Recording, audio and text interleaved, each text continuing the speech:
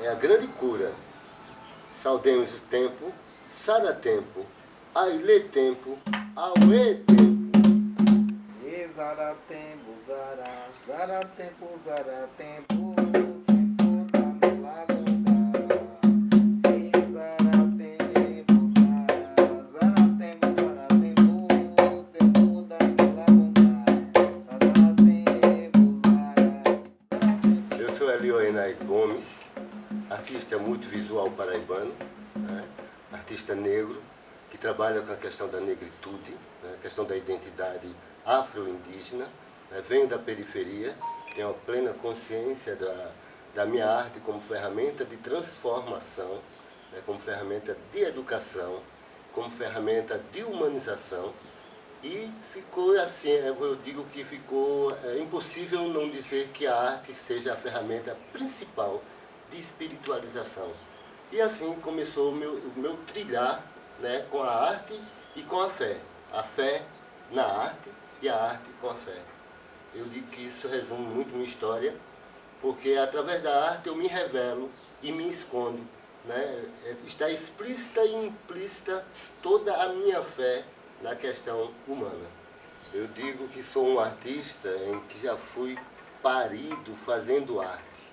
A arte me acompanha, a arte visual, desde cedo. Uma das primeiras coisas que eu vim fazer quando criança foi riscar as paredes e usar toda a tinta possível. E minha mãe percebeu que era uma boa forma de me deixar quieto num canto. Foi exatamente isso na minha infância. Então a arte sempre esteve presente, como também a espiritualidade, porque sempre estava presente em mim muito cedo. Eu lembro das questões dos sonhos, eu erguia altares, e você sabe que altares têm muita plasticidade, é muita estética para você celebrar o sagrado quando você monta um altar. E isso eu já fazia com 2 anos de idade, então assim, sempre esteve ligado. Para mim, quando eu escolhi viver de artes visuais, de artes no sentido maior, no sentido profissional, a espiritualidade já era latente, eu já cultuava não como um filho de santo, né, mas com toda a minha intuição e com toda essa memória ancestral que a gente traz e a gente vai buscar no dia a dia e que a arte proporciona isso. Né? Então eu sempre pintei mitos e rostos de pessoas que eu vi em meus sonhos. Pessoas que hoje, quando eu estou pintando, eu tenho todo um contexto de identidade. Eu tenho um diálogo. E isso eu já tinha antes. Né? Hoje tem mais recursos técnicos, vamos dizer assim, mas a espiritualidade sempre esteve interligado. Acho que assim, na verdade, foi o melhor lugar que eu encontrei para me esconder de todo um contexto social durante a minha infância e durante a minha adolescência. Né? Hoje ela é uma ferramenta para que outras pessoas não precisem se esconder, e sim se mostrar, expandir. Né? Porque a arte é para expandir, a arte é para se reconhecer e, acima de tudo, ser. Né? A minha consciência como artista multivisual é a possibilidade de proporcionar ao outro canais visuais e também possibilidades de fazer, de se reconhecer artista também, porque a vida é uma questão de arte. Quando eu falo da arte como ferramenta, né, de espiritualização, né, eu tenho que falar em Exu, né, esse Deus, esse orixá que abre caminho, que vibra, né, trazendo mensagens, levando mensagem dos orixás. Laroye Exu.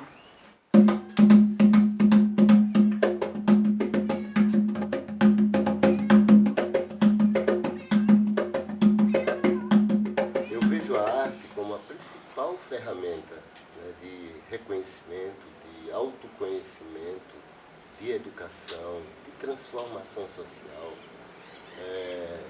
Eu vivencio a arte como um dos principais portais do autoconhecimento.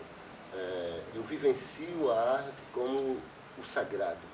Né? Quando eu estou fazendo, quando eu começo a pintar, eu crio toda uma relação com esse ser que surge, seres que surgem, ou a temática. Às vezes até tomo um banho de ervas, me preparo, coloco uma música ideal, enfim, eu convoco toda essa força ancestral, né, para que seja ancorada essa energia. Né, e com essa energia eu travo diálogo. Eu digo que Eu me descubro como se estivesse me encontrando com meus ancestrais quando eu estou pintando os orixás. Quando eu estou pintando o negro, estou pintando as deusas, estou pintando o cotidiano do povo negro, do povo indígena, eu me vejo, né? E às vezes até sinto que conheço que é essa pessoa, porque eu não pinto como Deus, né? Esses rostos eles surgem de dentro de mim, desse universo na qual eu vim para reconhecer e que a arte me favorece desde a minha infância, esse autoconhecimento. Eu digo assim, uma bênção muito grande ser artista que eu sou, da forma como me apresento e de como eu uso essa arte, porque é de completa responsabilidade do ser humano, né?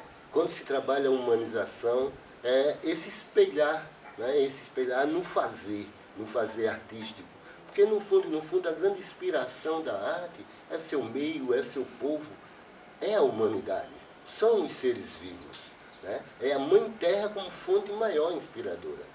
Então, assim, é todo um rito, sempre torna, às vezes eu nem me preparo e se torna todo um rito mesmo, um rito sagrado, e na qual sempre termina com grande celebração, com muita gratidão a essa força de luz, né? Que inspira o ser humano, não só o artista, porque a arte, na verdade, é o ofício do homem que a aplica com amor. Então, que fique bem claro, todos nós humanos somos artistas. Apenas precisamos aplicar o nosso ofício escolhido, né, com amor. Porque a arte é para o outro, é para o mundo. Todo o ofício do homem é para o outro, como todas as edificações vêm da terra e tudo torna-se pó.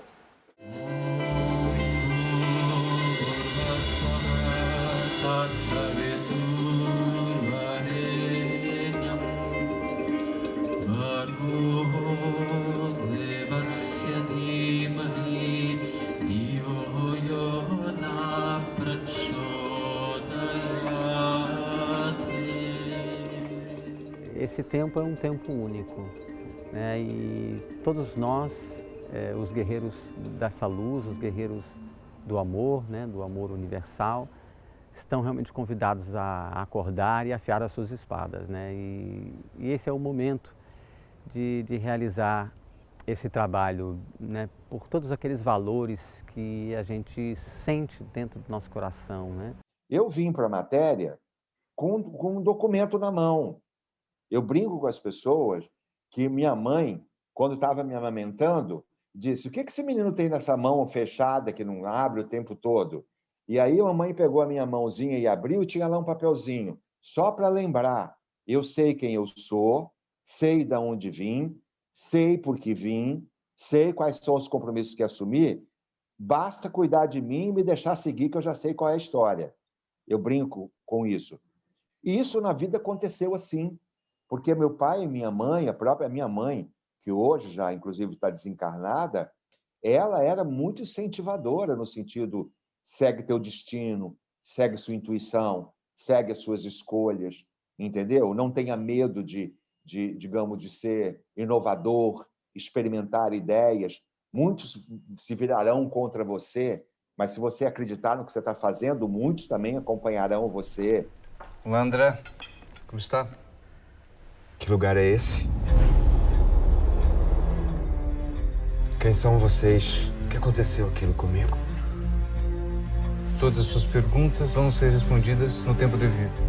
Tem umas coisas que parece que encaminham você para direções que você deve seguir.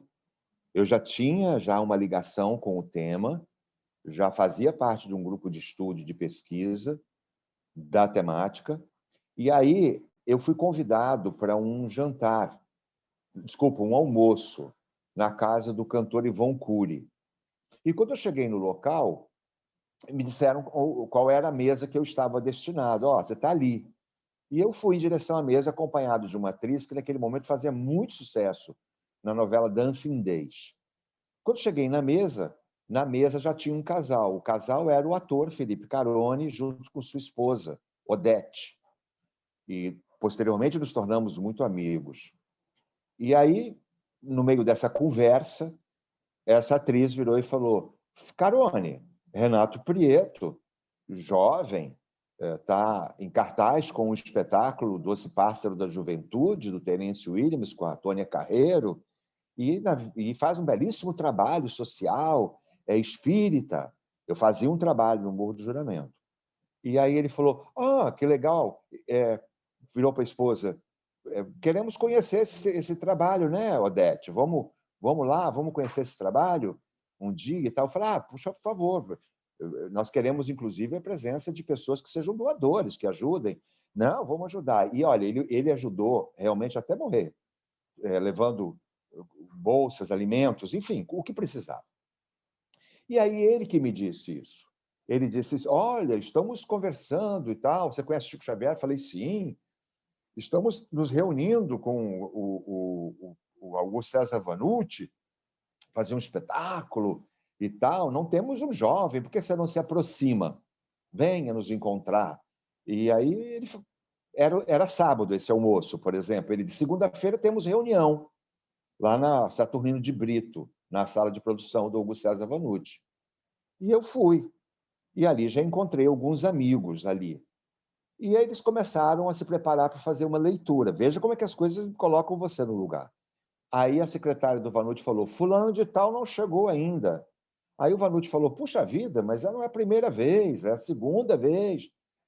Liga para o estúdio, o que está acontecendo? Bom, não obtiveram respostas. Alguém, que eu acho que foi o Carone ou o Lúcio Mauro, disse, não, mas não vamos parar não, gente, não tem o Renato Prieto. Aí você faria leitura para a gente, Renato? Falei, claro, e eu, então, ocupei o lugar desse ator. Quando acabou a leitura, o Vanucci falou assim, por que você não se junta a nós? Vamos fazer um programa de televisão chamado Um Homem Chamado Amor, que é a vida do Chico Xavier. Vamos fazer uma série chamada Percepção, que a TV Globo nunca colocou no ar. Também da temática também que nós estamos conversando. E tem coisas para você. Eu falei, mas eu não posso fazer. Eu falei, eu estou fazendo a peça tal, com a Tônia Carreiro, e o salário era fabuloso que eu ganhava. E aí ele falou assim, mas quando é que termina a peça? Eu disse, digamos, se fosse hoje, no dia 10 de março. Mas nós vamos estrear dia 25. Você pode estar conosco. E eu entrei no espetáculo Além da Vida. Aí o Arthur da Távola foi assistir o espetáculo. No domingo seguinte, cara, uma matéria de página inteira no Globo, ele exaltando aquele grupo de profissionais que corajosamente colocavam, digamos, os seus currículos na mesa para fazer um tema que nunca tinha sido feito. Aí, companheiro, na segunda-feira não tinha mais lugar na porta do teatro.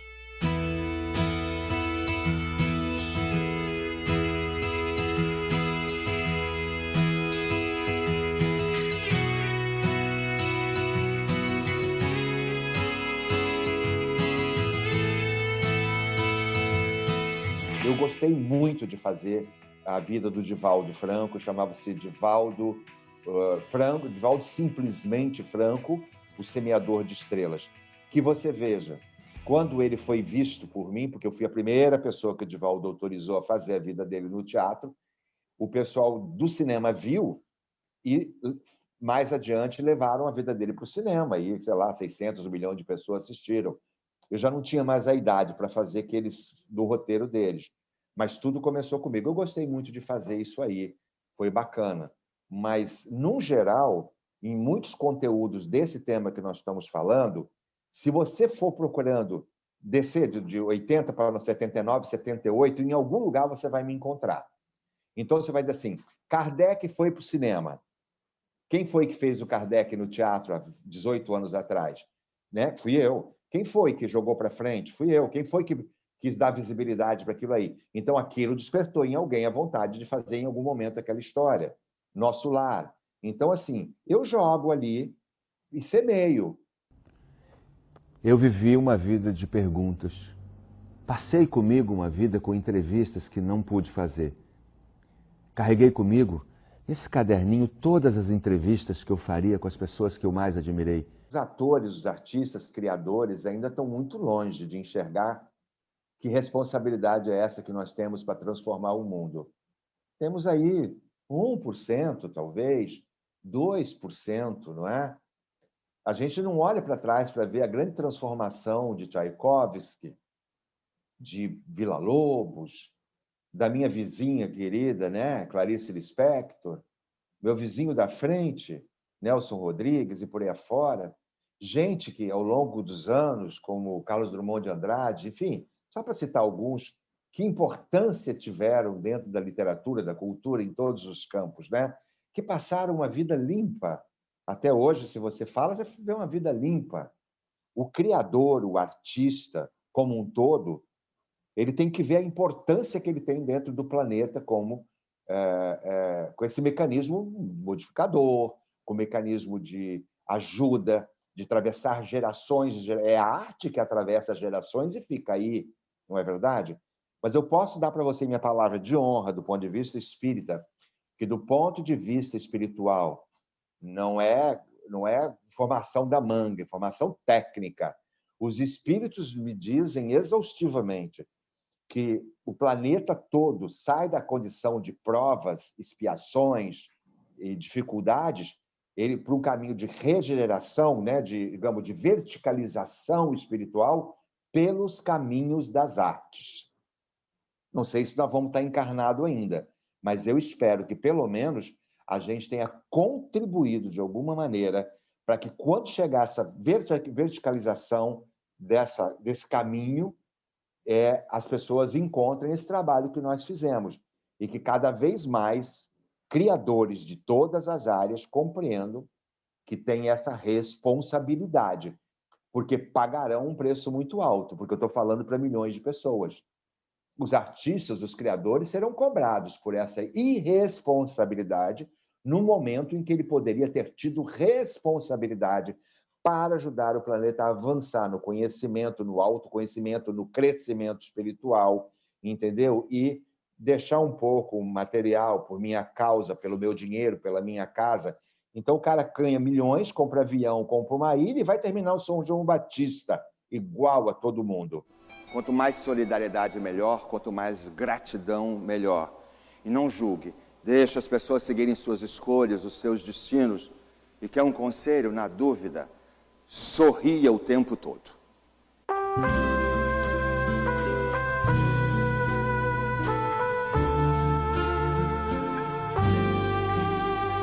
Sorri quando a dor te torturar e a saudade atormentar os teus dias tristonhos vazios. Sorri quando tudo terminar, quando nada mais restar do teu sonho encantador. Sorri. Eu iniciei minha vida de pintura mediúnica aproximadamente há 45 anos atrás. Eu comecei. E eu comecei numa situação tão inexplicável que eu peguei uma doença que ninguém descobria o que era. Inclusive, fiquei internada, fui para um hospital, fui para a UTI, fiquei em coma. E quando eu saí do coma, 5 anos depois, eu simplesmente peguei um pincel e comecei a pintar, inacreditavelmente. E de lá para cá, nunca mais eu parei. Sem nenhuma instrução, sem nenhuma formação. Aí um médium se aproximou da minha mãe e disse, isso é coisa espiritual. A minha família é uma família evangélica, uma família católica, não acreditava muito em orixá, em mediunidade, duvidou, me proibiu terminantemente. Aí eu voltei para o hospital por mais 2 anos, até que chegou um pai de santo, fez um trabalho, eu me recuperei. E de antemão eu adorava a pintura, era a única coisa que me fazia sentir viva, com vida, era a pintura. Nesse meio tempo eu já estava casada, que eu casei muito jovem, muito nova.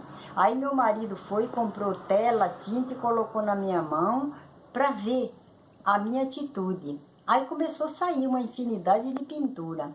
Aí me pegaram e me levaram para um centro de Kardec. falou, não, isso aí é pintura mediúnica. Aí levaram para um kardecista, e quando eu cheguei lá na instituição Kardec, eles me colocaram numa mesa, veio umas pessoas para me assessorar, e ali eles mentalizavam não sei o que, e eu fazia pintura. E fiquei com esse acompanhamento durante 1 ano. Depois de 1 ano eu resolvi sair por conta própria, eu senti vontade de pintar orixá, aliás, qualquer coisa, pintar. Participei de vários concursos, ganhei várias premiações, recebi um convite para dar aula de pintura e não parei mais. Inclusive, encontrei um pai de santo que adorou o meu trabalho e me pediu os trabalhos relacionados a orixás, que é esse aqui, dá para ver esse, né? Relacionado a orixás. E desde então que eu fiz esse trabalho de orixás para esse pai de santo, as portas se abriram, a discriminação se esvaiu e eu pude dar sequência ao trabalho que eu mais gosto de fazer, porque até então a discriminação era tanta que eu fazia todo tipo de pintura, menos a pintura de orixás, porque orixás, quando eu fazia para colocar na parede da minha casa. Eu vou te mostrar algumas coisas aqui que eu fazia para colocar na parede da minha casa, porque eles não eram muito aceitos pelas pessoas do meu convívio do mundo da arte. Eles não gostavam muito, não aceitavam. Era uma discriminação que não tinha tamanho. Então, eu pintava para mim. Aqui são apenas algumas fotos, porque a pintura mesmo, ela não se encontra mais nenhuma comigo, né? Depois minhas filhas cresceram, casaram, tiveram filho, eu tive que ajudar e me afastei por 20 anos. Mantive afastada. E só agora resolvi recomeçar, que graças a Deus, com muito sucesso. As pessoas gostam. Eu gosto de criar, eu gosto de imaginar, eu gosto de receber a informação espiritual de como a coisa deve ser feita. Mas nesse exato momento, eu faço aquilo que as pessoas pedem, que as pessoas gostam. Porque agradou a pessoa, agradou a mim também, e tudo é orixá.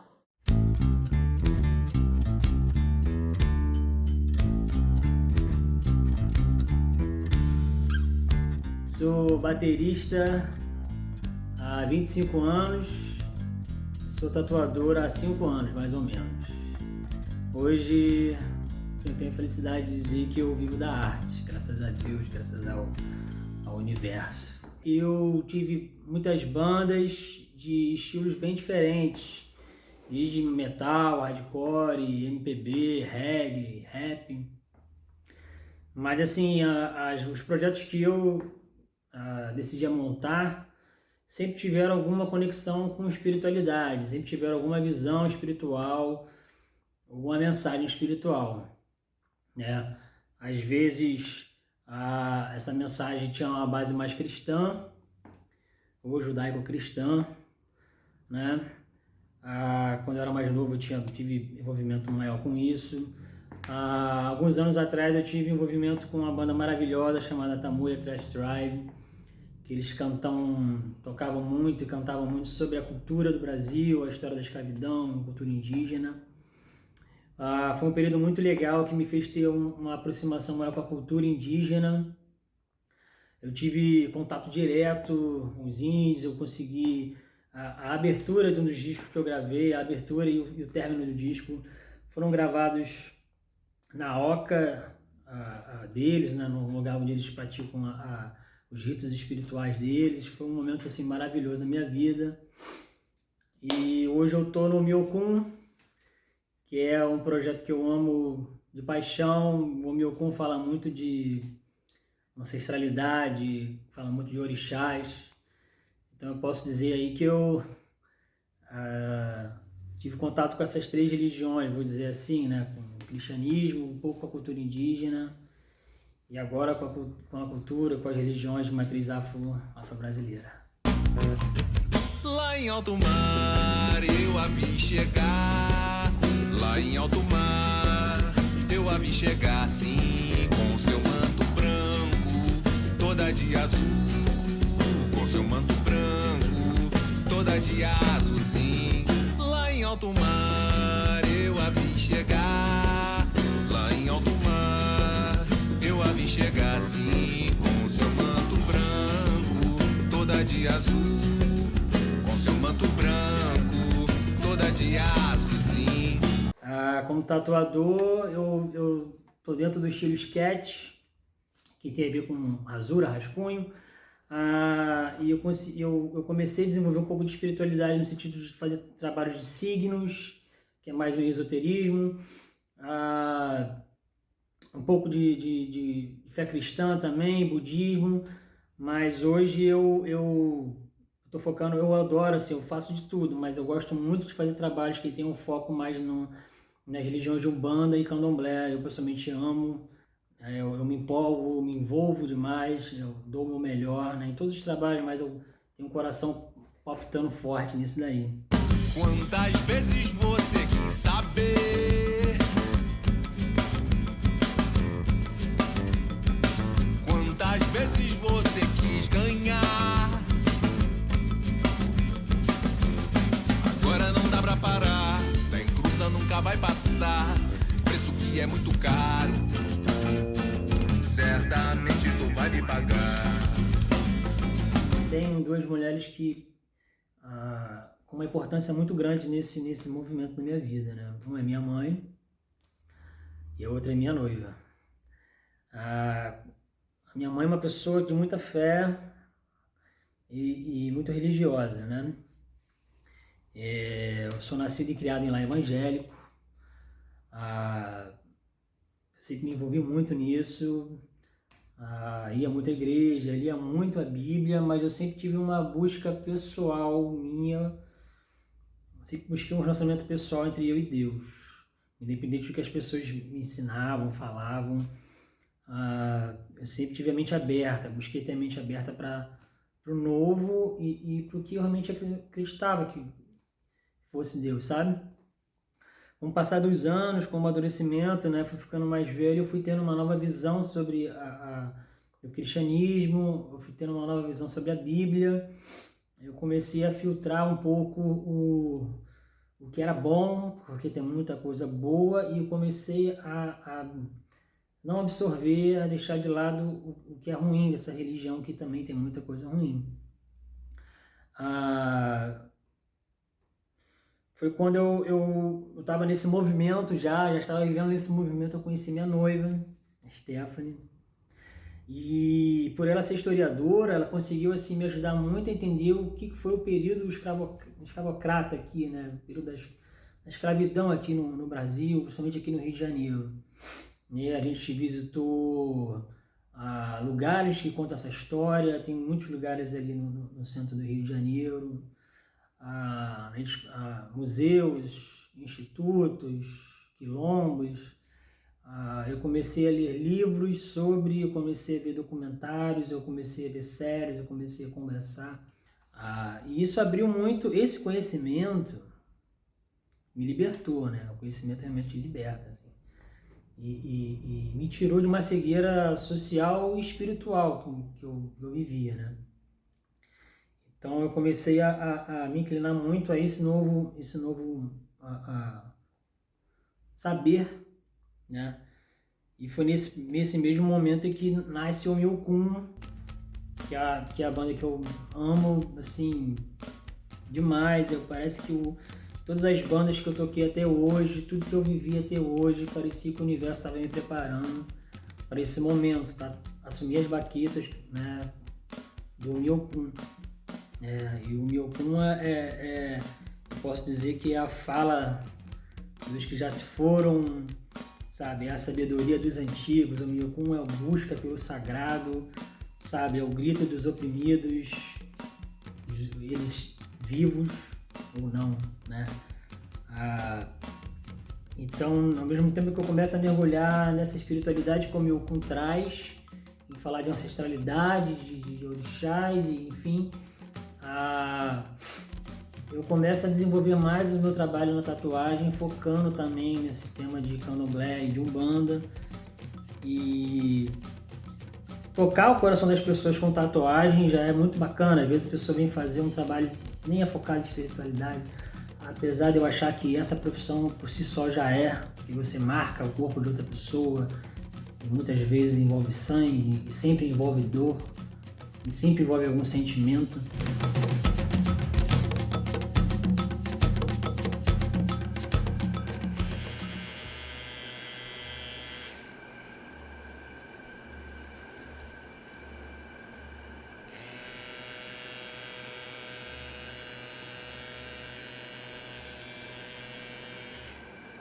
Então eu comecei a pintar em 2016. Eu não me lembro se eu já tinha pintado alguma coisa antes, talvez na escola, quando criança. Mas eu comecei a sentir muita vontade de pintar, eu comecei a prestar muita atenção nas cores. E um dia me deu uma necessidade, eu já tinha pincel, tinha tinta em casa, eu peguei uma tela pequenininha e sentei aqui no chão dessa varanda, nunca me esqueço, sentei aqui. E falei, eu preciso pintar alguma coisa, mas o quê? Não sei, não faço ideia.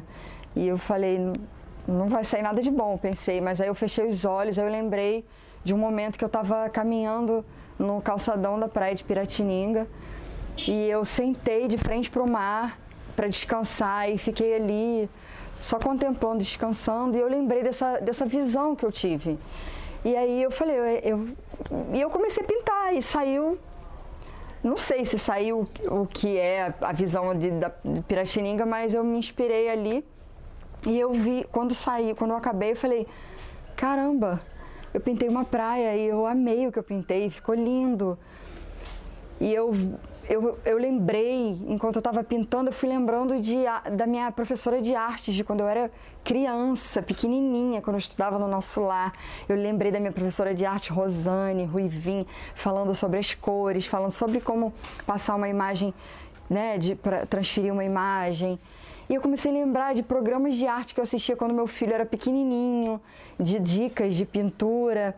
E eu fui colocando aquilo ali na tela, né, muito naturalmente, e ficou lindo. E eu falei, caramba, eu sei pintar.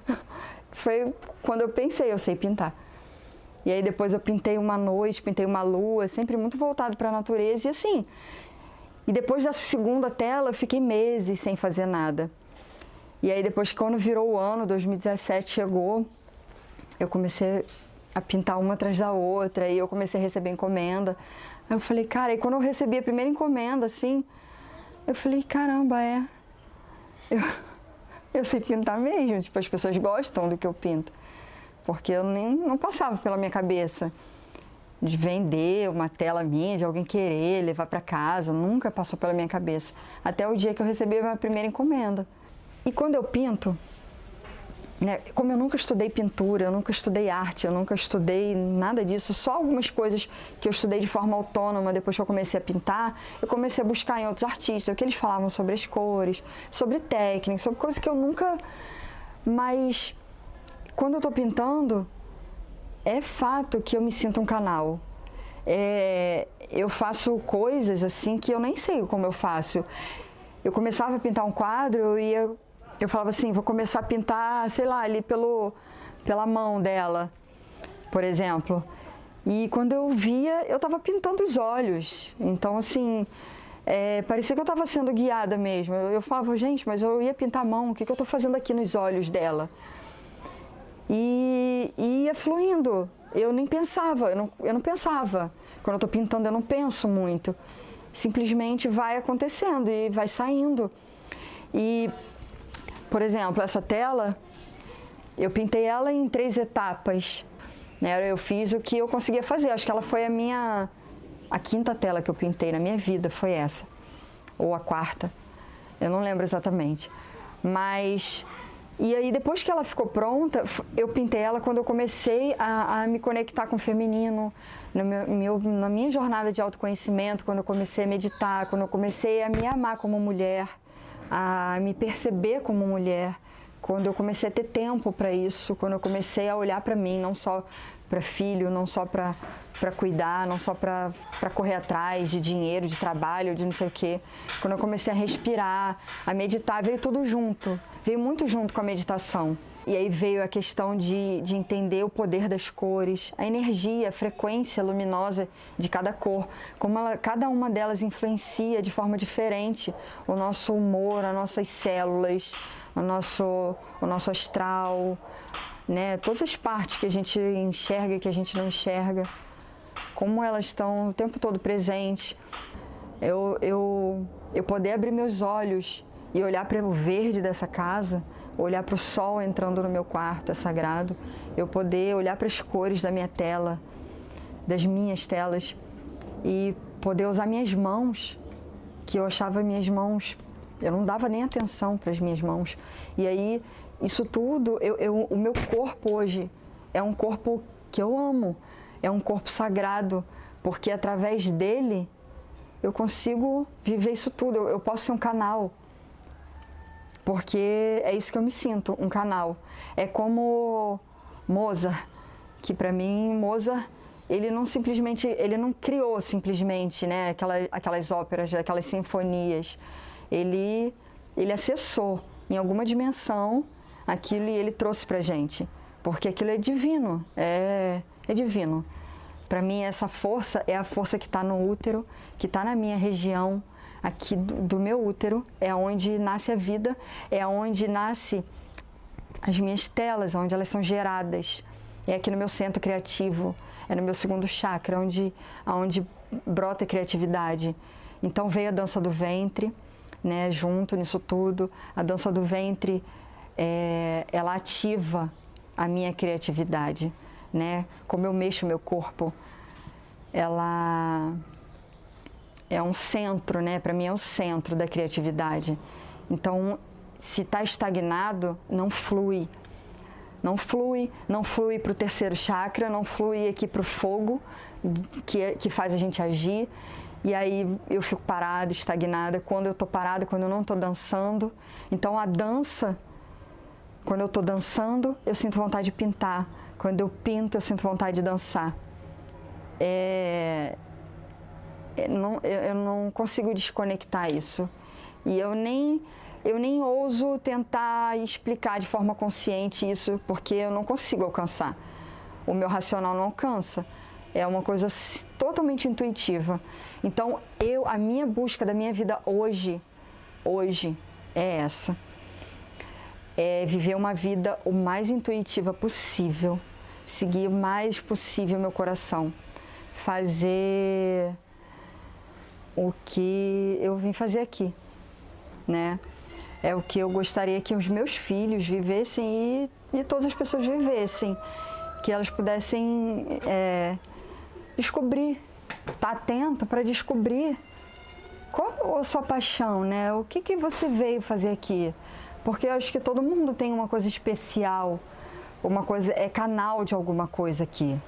Eu acredito nisso.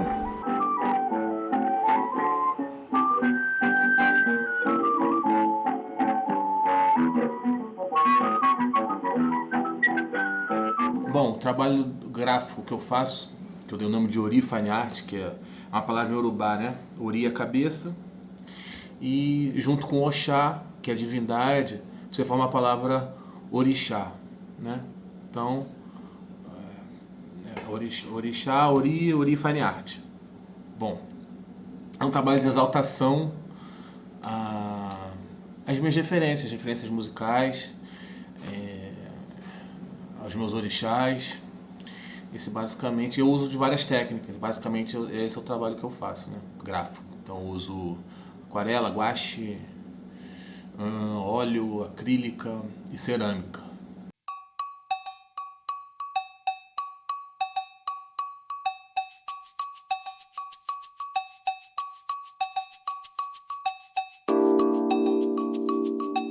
Eu sou de uma família negra, né? A maioria negra, parte de pai, cabocla do Pará, mas eu fui criada pela parte da minha mãe, que é a parte negra, né? Num secretismo total, religioso, né? Mas sempre todas as festas tinham tempo para o ponto da macumba, tinha que ter, e era aquela festança quando tocava. Mas tinha a hora do louvor também, tinha a hora do louvor. Uma família muito grande, muito primo.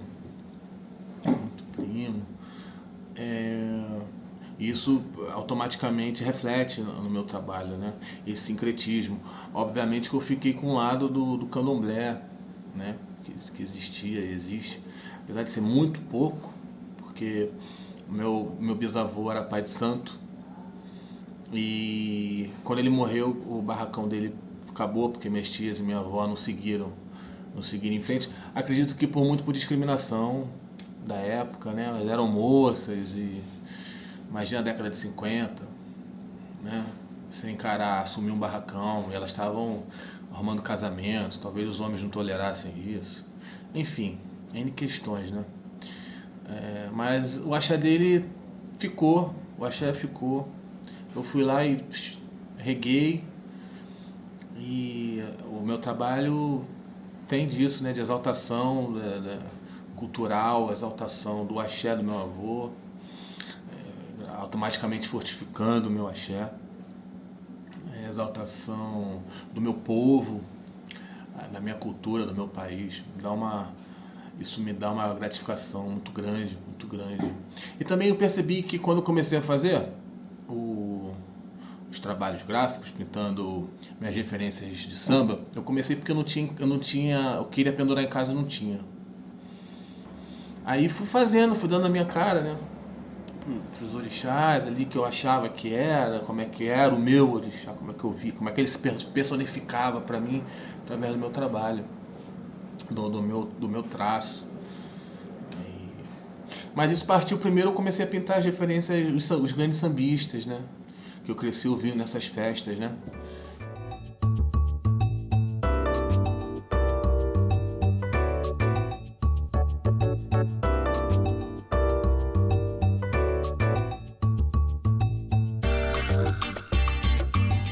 Eu fui criado no meio do mato praticamente. Meus pais moram até hoje lá, mas na época era casa de final de semana. Ficar lá em Ponta Negra, depois de Maricá. Então eu fui criado dentro de brejo, pegando rã, dentro de rio pegando barro para fazer boneco com a minha avó, na lagoa, passando arrastão com os meus tios para pegar siri, peixe, tarrafa na praia.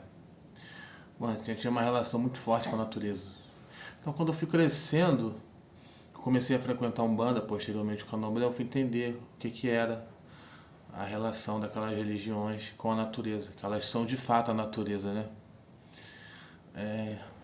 E quando pude personificar, projetar a natureza em um deus ou uma deusa, um homem ou uma mulher pretos, aí eu fiquei encantado. Que eu podia projetar na minha cabeça que aquele orixá podia ser parecido com um tio meu ou com uma tia. E depois você vai vendo que você não tem o conceito de bem e mal, não tem céu e inferno, é um Deus que dança com você. E é encantador, encantador. O sagrado não tem cor. E é uma religião extremamente sensitiva, né?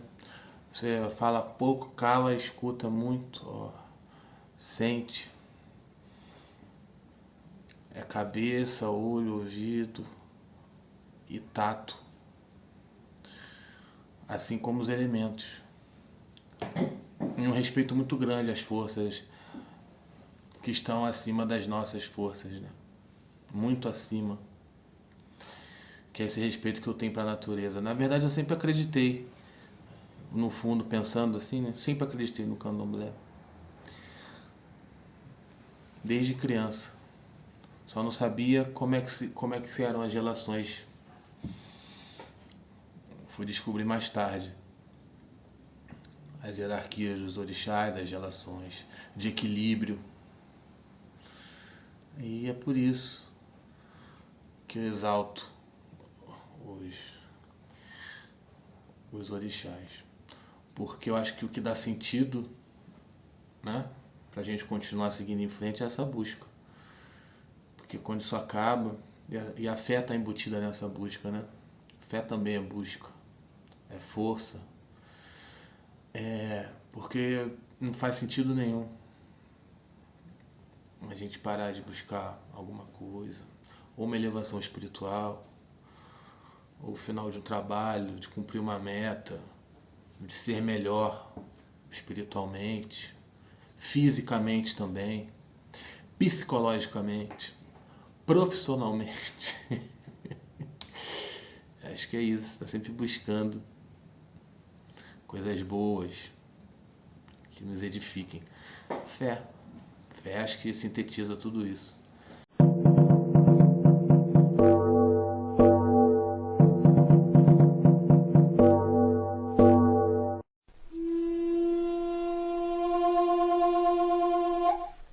A minha trajetória de arte começou assim, eu acho que todo artista é meio que a criança que não para, né, de produzir.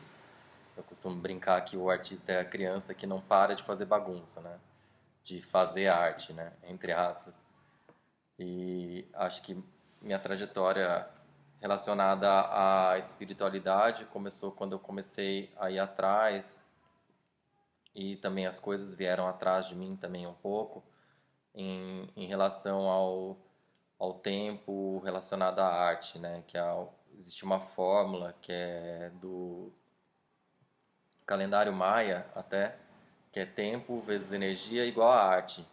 Aí, desde que eu conheci essa fórmula, eu fiquei, assim, muito... Foi o que traduziu para mim, assim, a questão da arte, né? Do tempo, da dedicação do tempo em relação à arte, né? E esse caminho mais espiritualizado começou quando eu fui atrás desse tipo de conhecimento ancestral e comecei a estudar civilizações antigas, o taoísmo, o zen budismo, e aí hoje em dia eu estou muito mais voltado para a parte do perspectivismo ameríndio. Então tenho feito essas correlações do conhecimento ancestral do Oriente com o conhecimento ancestral aqui do nosso, né, da América Latina.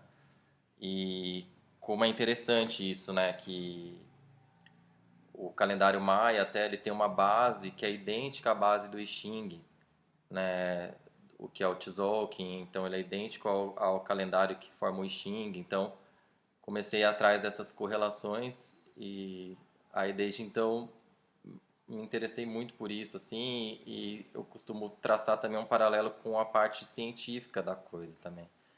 Então hoje existem muitos físicos, astrofísicos, cientistas contemporâneos que eles estabelecem essa relação também com a espiritualidade, né? Então eu acho muito legal isso. O Nassim Haramein é um cara que ele faz muito isso, a relação dos fractais, e a ciência contemporânea chegou nessa coisa do bóson de Higgs, né? Da partícula elementar, a partícula de Deus, né? Então tem todas essas relações, eu acho super interessante, assim, e é onde eu vou beber assim a informação para pensar no meu trabalho de arte como não só como um objeto, ou uma pintura, ou uma escultura, mas também como um modo de vida mesmo, né?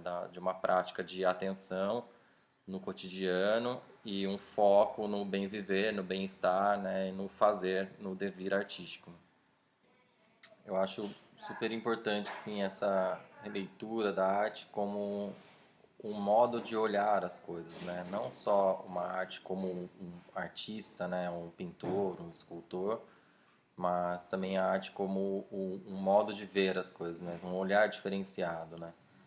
E eu acho, assim, como um processo de reflexão, a arte pode ser vista como uma ferramenta de cura também, né? Porque ela traz para quem pratica um tipo de atenção que é necessário para o corpo, né? Para o corpo viver. Então, as metodologias e as práticas artísticas, né? Normalmente as pessoas que não são artistas no dia a dia, quando praticam uma atividade artística, elas costumam relatar como é terapêutico isso, né? Como faz bem, como é relaxante. Então, essa característica do fazer artístico, voltado para a atenção, para a concentração, ela pode ser vista como uma ferramenta de cura também. Estou trabalhando agora com resina. Esse é um processo que chama encrustamento. Eu tenho coletado materiais. Aqui nesse caso é um cogumelo, 2 cogumelos, né, na verdade. Esse aqui é o meu trabalho de pintura. Essa é uma série de 2016, quando eu trabalhava o retrato de figuras, né, baseadas basicamente na natureza, né. Aqui ó, são os trabalhos de resina, mais recentes também.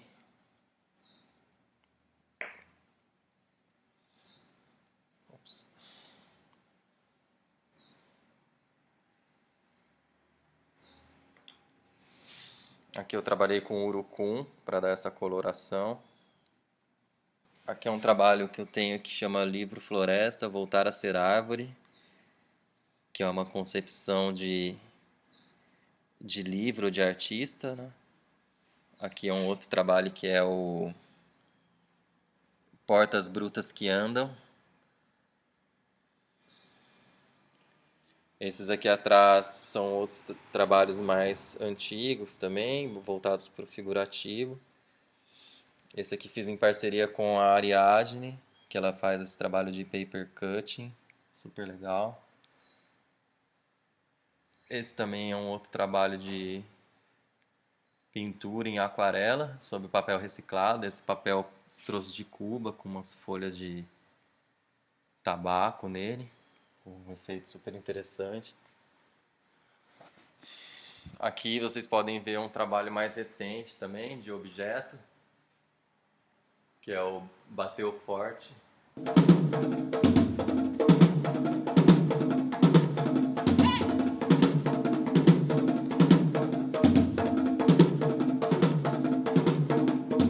A arte, ela é uma forma de reapresentar o mundo, né? E a dança é uma linguagem simbólica, ela não é literal. Você não fala, eu gosto de você. Você dança o amor ao outro. Então, essa magia da dança, ela encaixa muito bem com essa questão de trabalhar esses princípios filosóficos e ancestros que nós não conhecemos. A gente trabalha por intuição, por ensaio e erro, por licença poética, né?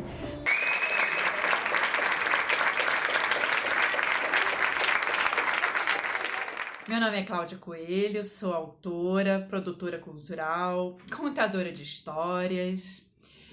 E a minha arte junto à espiritualidade começou exatamente com a publicação do meu primeiro livro. Esse livro aqui, chamado Memórias de Mão de Pemba. Eu tinha acabado de entrar para um centro umbandista aqui em Teresópolis. Eu era católica, apostólica, romana e de repente eu caí de paraquedas num centro espírita, num centro de Umbanda.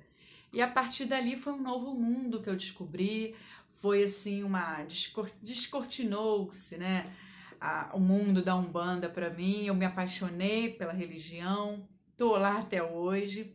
E com isso vieram várias inspirações, principalmente para escrever. E o primeiro livro, Memórias de Mão de Pemba, conta exatamente isso, faz essa integração. Conta como eu descobri a Umbanda, como eu cheguei lá, né? As histórias engraçadas que acontecem, os medos, as curiosidades de quem está iniciando na religião, enfim. E 10 anos depois do lançamento do primeiro livro, eu passei a escrever um pouco para as crianças. Então, eu lancei 2 livros também nessa vertente, voltados para exatamente tirar esse preconceito junto à criançada. Então, começa a falar um pouco sobre cada linha, né, cada orixá, mas numa linguagem para criança. A partir daí, eu continuei escrevendo livros nessa temática, né, e o meu último livro foi esse aqui, Sob a Luz Vermelha, que também acontece num centro de Umbanda.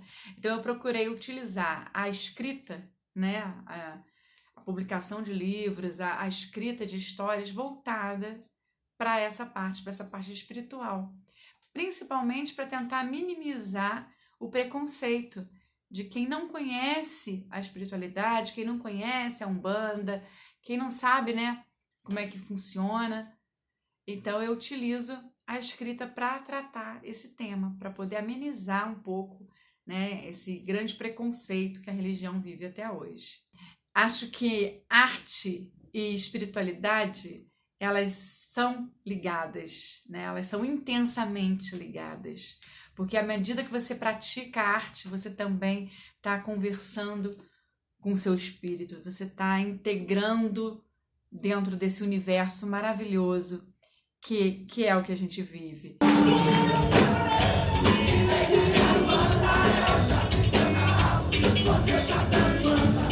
Antes era Rita Ribeiro, agora Rita Benedito, mas assim, com Tecnomacumba houve um divisor de águas na minha carreira, assim.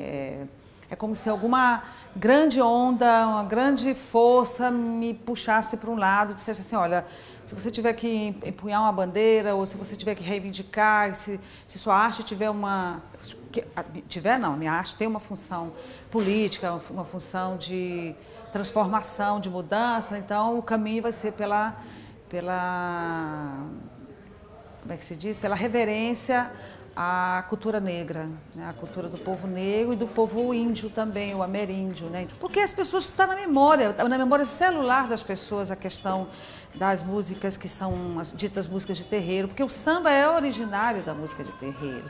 O Rio de Janeiro, por exemplo, é uma cidade extremamente macumbeira nesse sentido, assim, o Brasil todo é assim, o batuque forte do Rio Grande do Sul, o Xangô de Pernambuco, o tambor de Minas do Maranhão, o povo da Encantaria também lá do Pará, que eles também têm. Então, o Brasil é a África.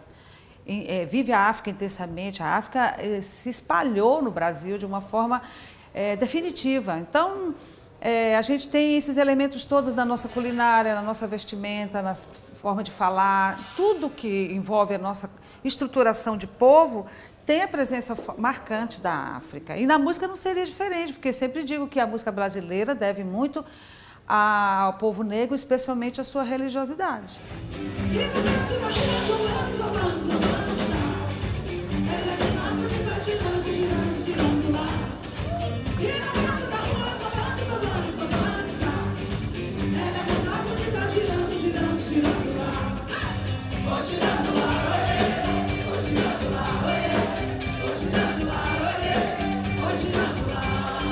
Eu fui criada na zona norte do Rio de Janeiro, mais especificamente em Vila Isabel, e eu cresci muito perto das escolas de samba, mais especificamente da quadra do Salgueiro, da quadra da Mangueira, da quadra da Vila Isabel.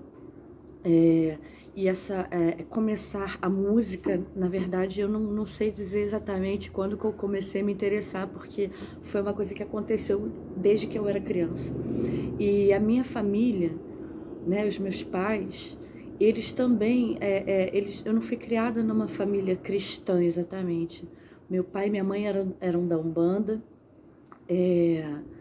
e assim, essas minhas referências, eles também gostavam de samba, então essas foram as minhas primeiras referências de espiritualidade e de arte, de música principalmente, né, que foi o samba e o chorinho, e a Umbanda, né, as religiões de matriz africana. Então, a partir daí, quando eu tinha mais ou menos uns 18 anos, eu já estava tocando profissionalmente, né, ali na região, ali em Vila Isabel mesmo, e já estava começando a explorar a Lapa. Nesse mesmo ínterim, eu já não era mais da Umbanda, e aí eu conheci o candomblé através de um amigo meu da música também. Eu sempre fui muito chegada, né? Eu sempre senti muita identificação, né? Por conta do meu entorno, por conta também do Rio de Janeiro, que é uma cidade que tem muito, sabe, muitos terreiros, né, de candomblé, muitas casas de umbanda, e quem transita também pelo samba e pelo choro também acaba estando próximo disso, de certa forma, porque eu vejo muito que o samba ele está fundamentado nas religiões afro-brasileiras de matriz africana também. Isso foi uma influência muito grande para mim, né? E não tem muito como você não ligar o sagrado, né, com essa música. No samba é muito falado sobre momentos rituais, sobre a filha de Oxum, o filho de Oxalá, né? A Clara Nunes tinha um repertório muito voltado, né, para isso, assim como muitos outros artistas. O Paulo César Pinheiro é um grande compositor que retrata isso também. O Roque Ferreira, que inclusive gravei músicas do Roque. E isso foi amadurecendo até o momento que eu gravei o meu disco em 2011, essa junção, essa amálgama do meu trabalho com a espiritualidade aconteceu naturalmente, né? Porque o samba ele já tem essa aura.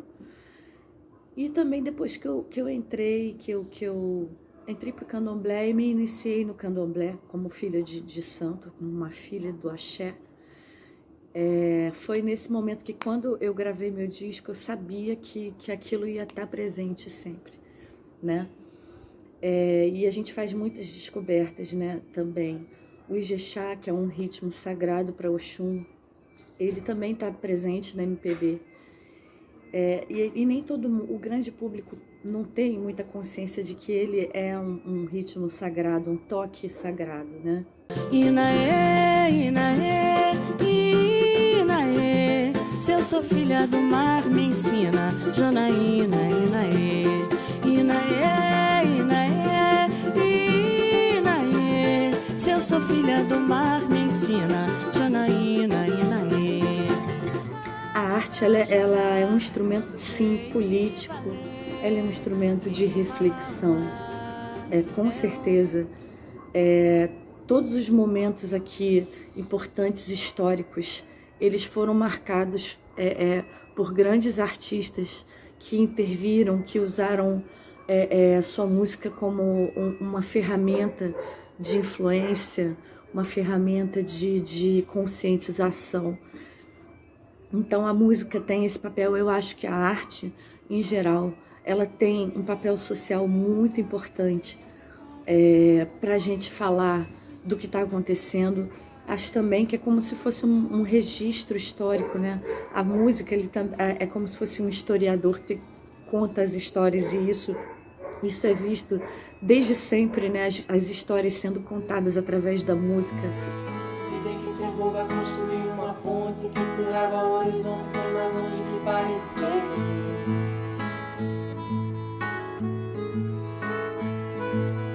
Dizem que ser bobo é ser um louco, procurando alguma forma pra viajar.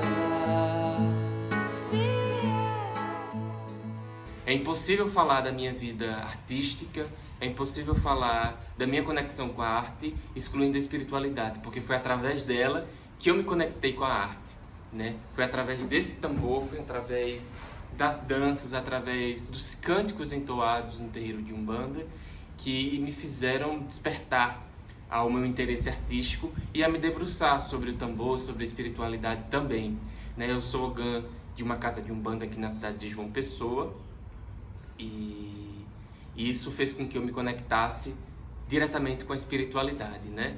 Há 6 anos eu ministro oficinas junto ao coletivo Maracastelo de Maracatu de Baque Virado, que é um foguete, uma brincadeira daqui do Nordeste, mais precisamente de Pernambuco, que retrata a espiritualidade também nos seus cantos, nas suas loas, né? Então, todas as minhas conexões com a musicalidade, ela está imbricada e está atravessada na espiritualidade, porque tudo que eu canto é para louvar as entidades, tudo que eu canto é para louvar os orixás, então tudo que eu canto é para louvar e saudar a natureza, seja ela no Maracatu, seja ela no templo que eu participo, no terreiro de Umbanda que participo. Então, eu entrei na arte, eu entrei na música através da espiritualidade, pedindo licença à espiritualidade e agradecendo e honrando essa trajetória que a espiritualidade me proporciona e esse caminho que eu posso andar descalço e que eu posso aprender muito com os meus mais velhos, com os meus mestres. Então, falar da minha carreira artística, falar da minha estruturação enquanto artista, é agradecer ao pai Carlos Bubi, o pai Bubi, minha bênção, e agradecer a Ângela Gaeta também, né, que é minha grande mestra no Maracatu, agradecer a essas duas pessoas que foram muito importantes e que são muito importantes na minha trajetória com a espiritualidade e, sobretudo, com o meu ser artístico, além também de saudar a força e a energia de Suzy Lopes e toda a Companhia Galharufas, que sempre apostaram nessa minha vontade de ser artista também. O corpo tremeu quando eu entendi, e o coro ecoa dentro de nós. Meu corpo tremeu quando eu entendi, e o coro ecoa dentro de nós. Quando eu pude entrar num terreiro, eu pude me conectar fortemente com os sons, né, emitidos nos cantos, emitidos no pé de dança, né, os barulhos que os pés faziam quando dançavam. Então acho que isso foi me conectando e me trazendo, né, e foi algo muito forte para mim, porque foi onde assim que quando começou o ritual, eu me encantei muito e pensei, caramba, tem música, tem dança, tem canto, e isso é 24 horas, né? São 2 horas normalmente de ritual, mas que para mim foram um dia todo, na verdade foi minha vida toda, porque ali eu vi que era algo que reverberava muito fortemente em mim, era algo que me encantou bastante, né? E foi logo eu olhei para o atabaque, né? E quando fui me consultar com a entidade, né, fui conversar um pouco com ela, ela já foi me falando dessa minha conexão com a música e ela foi me trazendo, né, para a música. Logo depois eu já fui me conectando com um grupo de maracatu que eu toco hoje em dia, que se chama Coletivo Maracastelo, né? A gente toca na Ação Estrela Brilhante também, lá do Recife. Então, axé, meu muito obrigado, meu Marivaldo, meu Fabinho, Ari Clayton, que são pessoas maravilhosas que fazem esse intercâmbio conosco aqui na cidade de João Pessoa, e a gente sempre está trocando figurinhas, né? Então foi no Coletivo Maracastelo também que eu pude entender essa espiritualidade, que ela é tocada através do tambor, né? Da alfaia, do apê, da tarol, da caixa, né? do gongue. Então acho que foram essas duas escolas, duas grandes escolas que eu tenho na minha vida, que foram me trazendo, né, para o caminho da arte. E são duas escolas que trabalham com a espiritualidade, são duas escolas que trabalham com a energia, né, da natureza. Então eu acho que alimentar a energia da natureza com a música alimenta a minha vida artística, né? E isso transmuta para o meu corpo, transmuta para a minha cabeça, transmuta para as minhas mãos quando eu estou tocando, transmuta para a minha garganta quando eu estou cantando, e transmuta para o meu corpo todo quando eu estou no palco interpretando uma personagem. Candeeiro d'água, acordo que brota do tempo, que sopra no vento, meu mestre mandou dizer. Candeeiro d'água, correndo o curso do rio em contramão. Candeeiro d'água, acordo que brota do tempo, que sopra no vento, meu mestre mandou dizer. É muito importante a gente perceber a arte como um instrumento de reflexão, mas sobretudo como um instrumento terapêutico, né? A arte não é terapia, mas ela é terapêutica, porque ela te coloca num movimento energético, sobretudo dinâmico, né? A arte, ela faz isso com você, ela mexe numa energia que ela deve ser dinâmica, que ela deve ser mexida e não ficar estática, né? Eu acho que a arte, ela traz essa percepção, ela traz um olhar social, né? Sobretudo, da gente se conectar com os outros, com os nossos colegas, com os nossos parceiros, mas sobretudo da gente se conectar conosco, com a nossa espiritualidade, com a nossa vivência, com a nossa trajetória, respeitar a nossa história no mundo. Eu acho que a arte, ela nos ensina isso, né? Ela nos provoca a reflexão, ela nos provoca a entender qual é o meu papel enquanto artista, mas sobretudo como que a arte, ela me alimenta, As pessoas que fazem arte no nosso país são pessoas que realmente gostam e acreditam na arte, porque viver dela não é fácil. A arte ela tem esse papel fundamental de colocar a gente num lugar que a gente nunca esteve, né? Embora eu cante a mesma música, a mesma loa, o mesmo ponto, ele nunca vai ser o mesmo, porque eu sou outro, porque a arte me transformou, a arte transforma as pessoas, né? E a arte é esse instrumento de mexer, de tocar, de jogar. Sabe quando a gente joga aquela pedra na água e ela faz... E a água ela se mexe? Eu acho que a arte é isso. Ele é menino, guerreiro, caçador. Oxum é da mina, onde brota todo amor. Dona do ouro, reluzente beleza. É mamãe na cachoeira, que louco se embalou.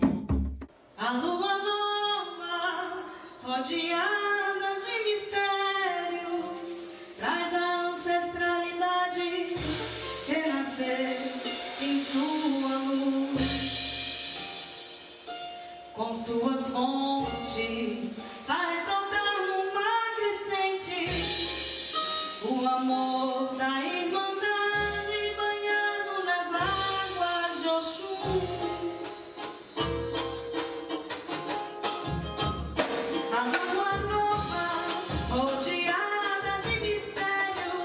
Agoiê, esse é o nome do nosso projeto.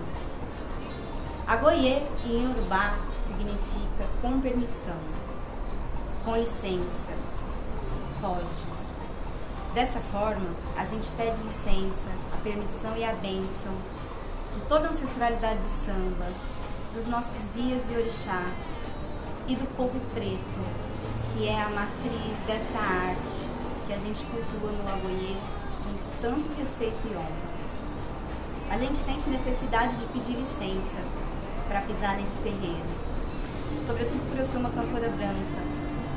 Nós somos um grupo de samba de terreiro e em nossas apresentações a gente exalta a linguagem de terreiros de Umbanda e Candomblé, uma tradição da qual eu faço parte enquanto mulher umbandista. A gente exalta linguagens de matriz afro-indígena com muito respeito, pedindo licença e honrando essa ancestralidade que está muito presente em toda a história do samba. Oh, rainha dos mares, dos corações à procura de desejos, minhas oferendas são pra ti, minhas preces são pra ti. Comecei muito despretensiosamente e hoje nós temos um projeto elaborado, sólido, temos uma proposta artística, musical, né, que eu acho que tem uma cara, que tem um recado para dar.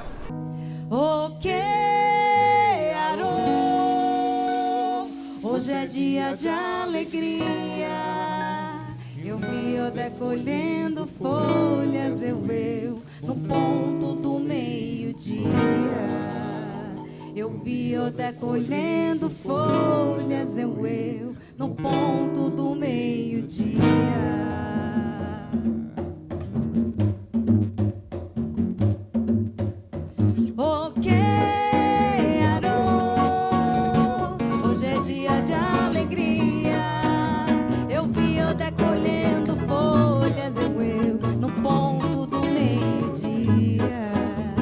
Achei muito forte tocar tambor.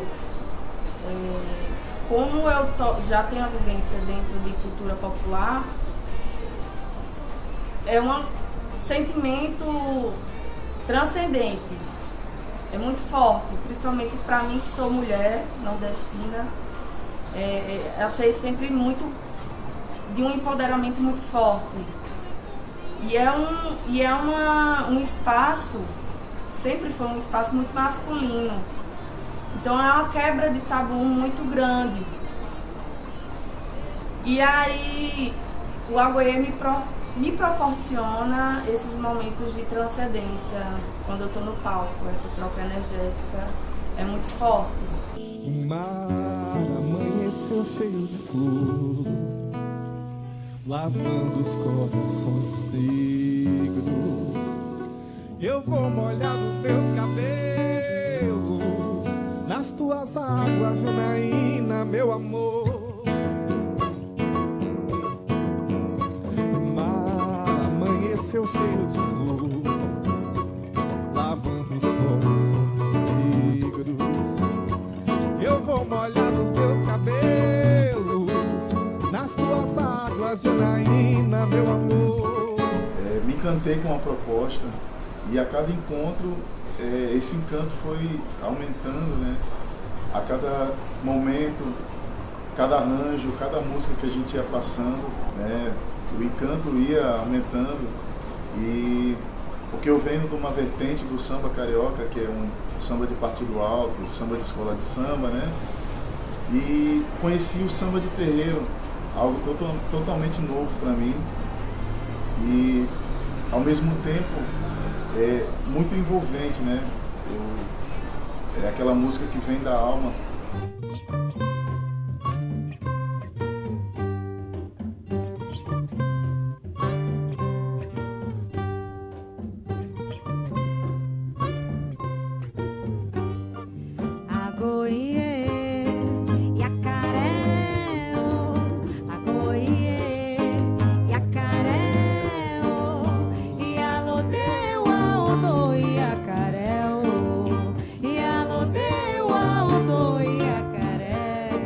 No início de 2020, estivemos no Teatro Santa Rosa, pelo Projeto Cambada, estreamos o Xirê do Agoiê, uma leitura do Xirê dos Orixás, com dança, né, com a nossa música.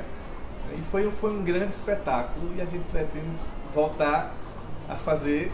A nossa estética, essas pinturas que a gente usa no corpo como referência ao Iaô, que está em Camarinha, como referência também às tradições do povo preto, os nossos turbantes, os nossos axés, as nossas canções autorais, em sua grande maioria são frutos de pesquisas que vêm da minha vivência enquanto mulher umbandista. Então as nossas canções, em sua grande maioria, elas têm alguma história sagrada por trás, alguma vivência em relação ao orixá que a canção traz. Nenhum outro som no ar, pra que todo mundo ouça.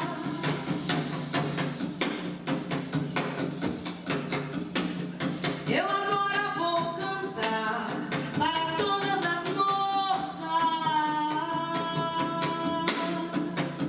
Assisto com muita tristeza a pena da aspereza descolorando a beleza de uma linda sinfonia. A aguarrais de juízes ciumentos, inflexíveis, descolorando os matizes de uma pintura só porque não gostam da assinatura. Mas vai como uma bailarina, com inocência de menina, a grande mãe terra, enquanto muitas nações, governos, religiões ensaiam a dança da guerra. Na verdade, a bola azul quase nunca foi amada. É sempre penalizada, tem um trabalho enorme, dedicação e talento para preparar a mistura, juntar os elementos para dar forma às criaturas. E elas, depois de parida, desconhecem a matriarca e dizem mal agradecida que a carne é fraca. Divina Mãe, estrela luminosa que perpetuou Belém, guerreira Mãe, nos dias de treva nas ruas de Jerusalém, olhai por nós nas horas de tristeza, nos momentos de aflição, e derramai a poderosa força de vontade em nosso coração. E